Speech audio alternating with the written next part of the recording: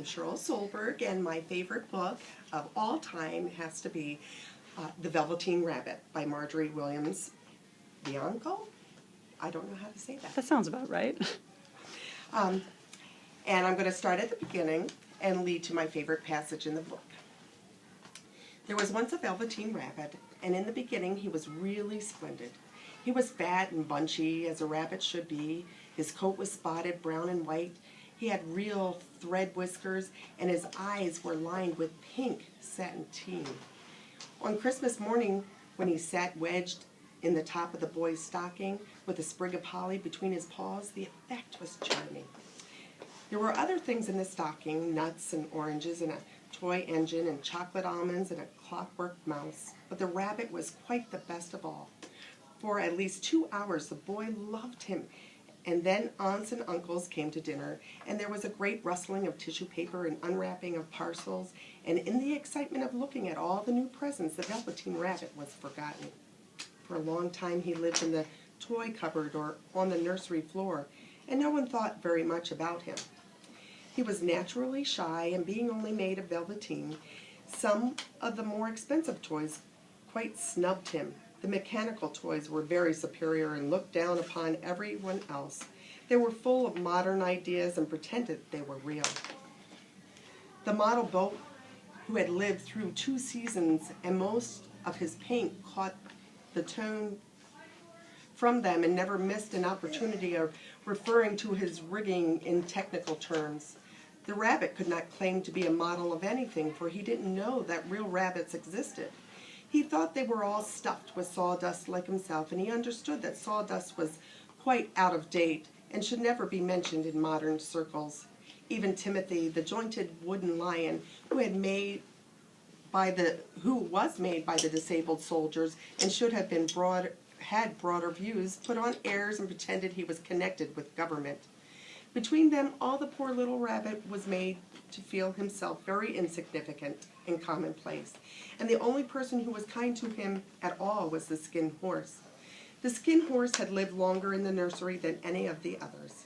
He was so old that his brown coat was bald in patches and showed the seams underneath, and most of the hairs on his tail had been pulled out to string bead necklaces. He was wise, for he had seen a long succession of mechanical toys arrive to boast and swagger, and by break their mainsprings and pass away. And he knew that they were only toys and would never turn into anything else. For nursery magic is very strange and wonderful, and only those playthings that are old and wise and experienced like the Skin Horse understood all about it. "What is real?" asked the rabbit one day when they were lying side by side near the nursery fender before Nana came to tidy the room. "Does it mean having things that buzz inside you and a stick-out handle?" "Oh, real isn't how you were made," said the Skin Horse. "It's a thing that happens to you. When a child loves you for a long, long time, not just to play with, but really loves you, then you become real." "Does it hurt?" asked the rabbit. "Sometimes," said the Skin Horse, for he was always truthful. "When you are real, you don't mind being hurt." "Does it happen all at once, like being wound up?" he asked, "or bit by bit?" "Oh, it doesn't happen all at once," said the Skin Horse. "You become. It takes a long time. That's why it doesn't happen to people who break easily, or have sharp edges, or have to be carefully kept.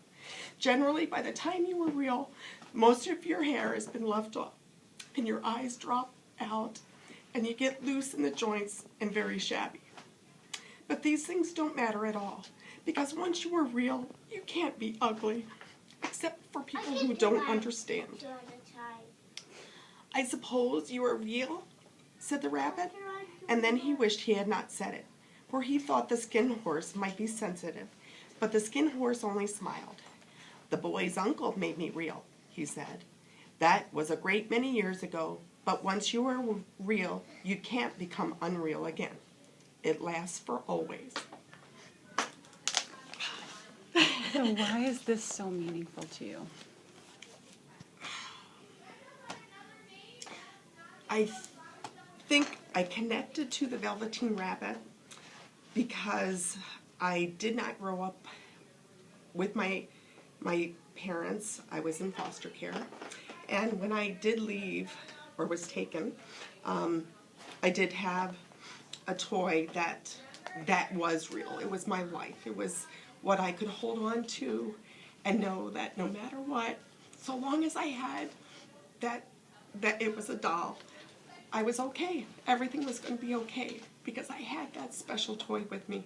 And it didn't matter, like the books, it didn't matter how shabby or ratted her hair got. I try and kept it, as best as I could, but she was what held me together on a lot of the days that seemed like nothing was going to be right again. Thank you. Yeah. Thank you for sharing.